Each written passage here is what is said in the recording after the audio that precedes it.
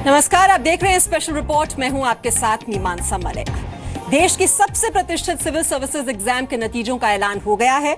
UPSC परीक्षाओं की topper रही हैं दिल्ली की टीना डाबी, जो सिर्फ 22 साल की हैं, और ये कमाल उन्होंने पहले ही प्रयास में कर दिखाया।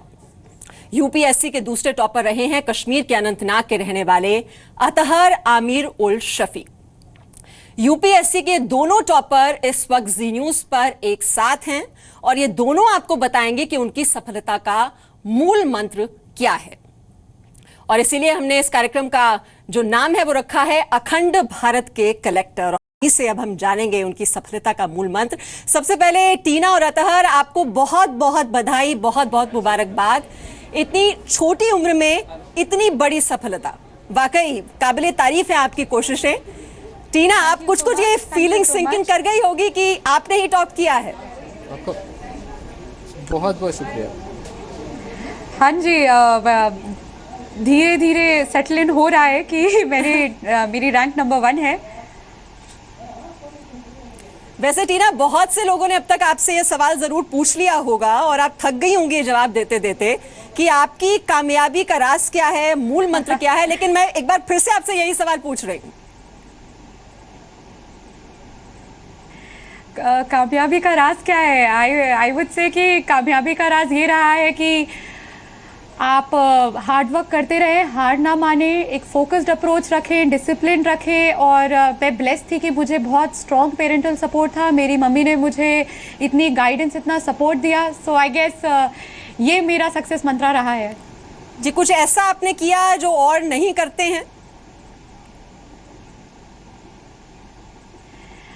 मैंने कुछ ऐसा किया जो नहीं करते हैं। अगर मैं कुछ कह सकती हूँ कि मैंने कुछ अलग किया है तो वो ये है कि शायद मैंने अपने फाउंडेशंस, बेस बहुत स्ट्रॉन्ग किया। मैंने क्लास 11 से ही वो सब्जेक्ट चूज कर लिए थे जो मुझे इस एग्जाम में हेल्प करेंगे। काफ़ी पीयर प्रेशर था कि मैं साइंस स्ट्रीम ही लूँ, बट मैं जिसमें अच्छी थी मैंने उसी को परस्यू किया। मैंने ह्यूमैनिटीज़ ली एंड उस वजह से जो इस एग्ज़ाम की रिक्वायरमेंट थी, जो सब्जेक्ट्स की रिक्वायरमेंट थी, उन्हें मैंने बहुत स्ट्रॉन्ग किया। मैंने ग्रेजुएशन भी उसी सब्जेक्ट में की जो मैं सब्जेक्ट परस्यू करना चाहती थी सिविल सर्विसेज में। तो मुझे यही लगता है कि मेरा जब बैकग्राउंड इतना स्ट्रॉन्ग था तो ये शायद दूसरे कैंडिडेट से थोड़ा अलग होगा। चलिए, ये कौन कौन से सब्जेक्ट्स आपने सिलेक्ट किए और कंसिस्टेंसी की कितनी ज़रूरत होती है जब आप इस तरह के एग्जाम के लिए प्रिपेयर करते हैं? लेकिन अतहर, आपके लिए मोटिवेटिंग फोर्स कहूँ, ड्राइविंग फोर्स कहूँ, क्या रहा इस कामयाबी के पीछे? मोटिवेटिंग फोर्स और ड्राइविंग फोर्स तो मेरी मम्मी। हाँ, पहले अतहर जवाब दे दे, मैं आ रही हूँ आपके पास। एनकरेजमेंट आ रही हूँ आपके पास में। मेरा सवाल अतहर से था, उनके लिए क्या मोटिवेटिंग फोर्स रही? वो भी हमारे साथ हैं। क्या ड्राइविंग फोर्स थी वो?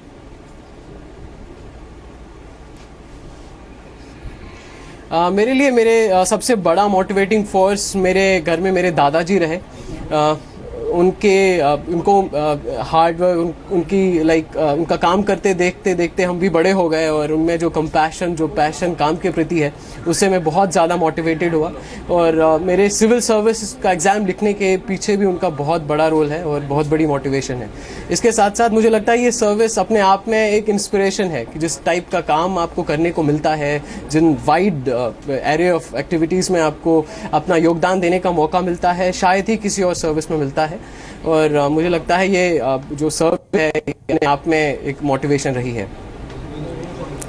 चलिए टीना, मतलब दो जो बड़े टॉपर्स हैं इस एग्जाम के, बहुत ही प्रेस्टिजियस ये एग्जाम होता है और इतने एप्लीकेंट्स होते हैं, लेकिन वो कुछ ही चंद लोग होते हैं जो इसमें कामयाबी पाते हैं। और जो दो टॉपर्स हैं वो इस वक्त हमारे साथ एक साथ बैठे हुए हैं। तो टीना, आप दोनों आपस में भी कुछ कम्युनिकेट करना चाहेंगे? कैसे आपने इस पूरे एग्जाम की प्रिपरेशन की? और हम चाहेंगे कि जो एस्पिरेंट्स हैं वो देखिए आपकी तरफ देखते हैं कि आगे उन्हें कैसे करना चाहिए, कैसे वो कामयाबी हासिल कर सकते हैं, वो आपसे जान सकते हैं। और अगर आप दोनों के बीच, आपके बीच संवाद होगा, कम्युनिकेशन होगी, तो शायद दर्शकों को और ज्यादा अच्छा लगेगा और ज्यादा हम कुछ उनको दे पाएंगे आज। मैं तो बधाइयाँ देना चाहूँगी आपको कि आपने भी इतनी अच्छी पोजीशन लाए हैं एग्जाम में। Thank you so much. और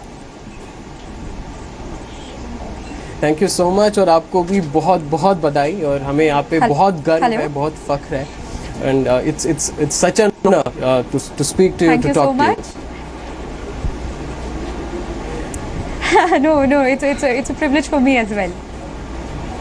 हाँ, टीना, मुझे याद है कि पिछली जो टॉपर थी ईरा, उन्होंने thank जब you so अपनी much. प्रिपरेशन के बारे में बताया था, उन्होंने दो अहम बातें कही थी कि ऑब्जर्वेशन बहुत ज़रूरी होता है, एनालिसिस बहुत ज़रूरी होता है, एक रेगुलर जो स्टडी की जो ज़रूरत होती है, और वो अलग अलग सोर्सेज से आपको पढ़ना चाहिए इसकी प्रिपरेशन के लिए। अगर मैं आपसे कहूँ जो स्ट्रैटेजी होती है वो क्या होनी चाहिए जब आप इन एग्ज़ाम्स में बैठने के लिए जा रहे होते हैं, प्रिपेयर कर रहे होते हैं, क्योंकि 3 स्टेजेस में होता है, प्रिलिमिनरी एग्ज़ाम, मेन एग्ज़ाम और उसके बाद फिर फाइनली इंटरव्यू।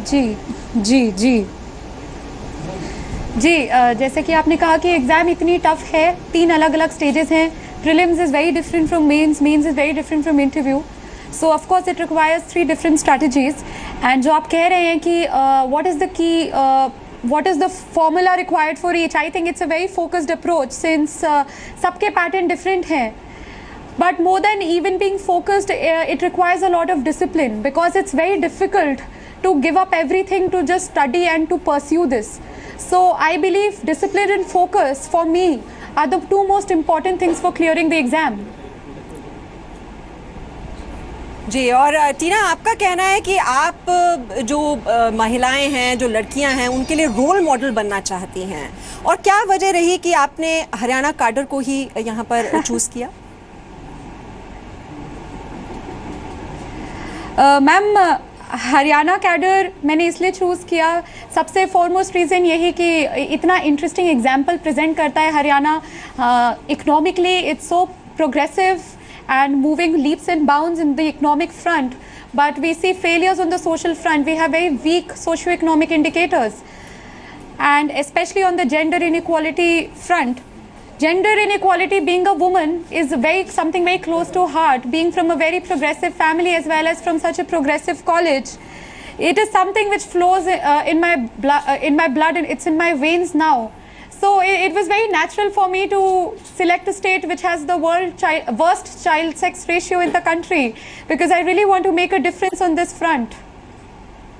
जी, तो हरियाणा को आपने चुना और वहाँ पर आप एक बदलाव की बयार, हमें कहना चाहिए कि लाने की कोशिश करेंगे, और बहुत ही चैलेंजिंग टास्क आपके लिए रहने वाला है। और अतः आप भी एक ऐसे राज्य से आते हैं जहाँ पर कई समस्याएं हैं। कश्मीरी युवा को आप यहाँ पर एक रिप्रेजेंट भी कर रहे हैं, लेकिन अगर हम कश्मीर के युवाओं की आजकल बात करें तो एक भटकाव वहाँ पर देखा जा रहा है, और मेन स्ट्रीम से जो ये भटकाव है उनको किस तरीके से इंटीग्रेट किया जाए, मुझे लगता है एक बहुत बड़ी समस्या है इस वक्त कश्मीर के युवाओं के सामने। इस समस्या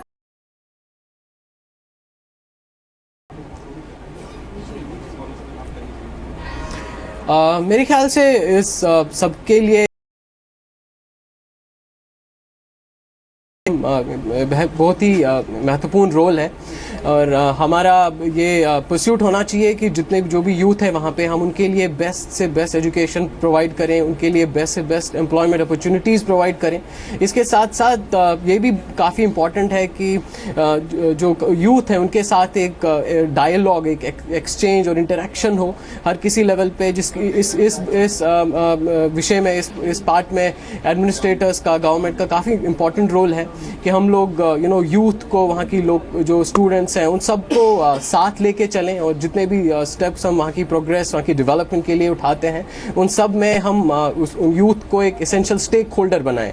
So I think that would be an essential strategy for further progress in state, as well as bringing more youth in mainstream and letting them excel in different fields. जी, और टीना, जैसे कि आपने कहा कि बहुत से चैलेंजेस हरियाणा राज्य में भी हैं, और सबसे ज़्यादा जो एक चिंता का विषय है वहाँ पर वो सेक्स रेशियो को लेकर है कि किस तरह से वो इक्वालिटी लाई जाए दोनों पुरुषों और स्त्रियों के बीच। किस तरीके से आप आगे काम करने वाली हैं फील्ड में? आपके लिए क्या प्रायोरिटीज़ रहने वाली हैं? किस तरह से आप इन प्रॉब्लम्स को एड्रेस करेंगी? कुछ उसके बारे में थोड़ी सी जानकारी अगर दें।